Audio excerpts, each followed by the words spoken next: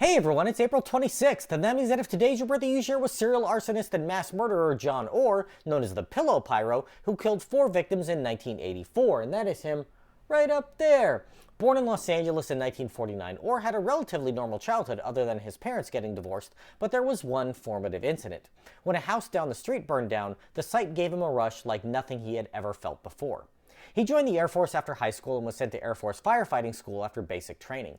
After spending some time at a base in Spain, he was transferred to Montana, avoiding being sent to Vietnam, and was honorably discharged in 1971. He hated his time in the military, largely because he hated his commanding officers and disliked the authority they wielded over him. Orr married his high school sweetheart, and the two returned to Los Angeles, where he applied to be both a firefighter and policeman.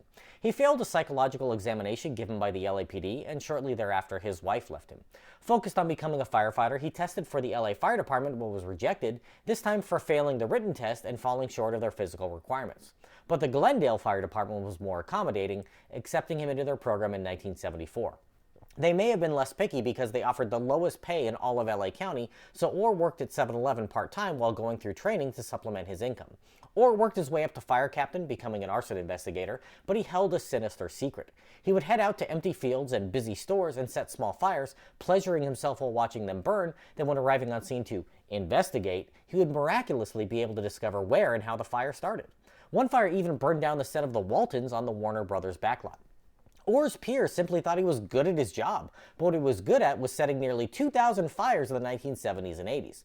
As we've seen in recent years, fires in Southern California can quickly get out of hand due to the Santa Ana winds, and in 1984, one of his fires set in Pasadena did just that, destroying a hardware store and killing 4, including a 2-year-old child.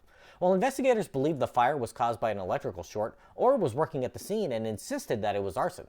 His handiwork went undiscovered and he continued to set fires, including while at a convention for arson investigators in the city of Fresno, and again in 1989 when a series of fires broke out near a conference in Pacific Grove.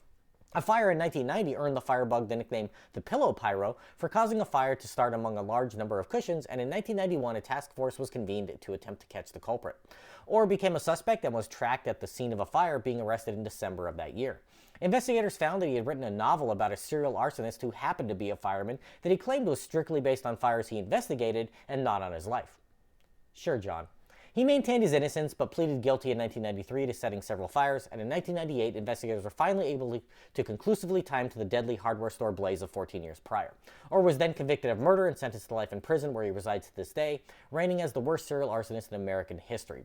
He's set to be played by Taron Egerton in a new Apple TV drama called Firebug that's likely to be released next year. If this is your birthday, have a great day. If you know someone's birthday it is, say send them this video. And to John Orr, I say happy birthday, you bastard.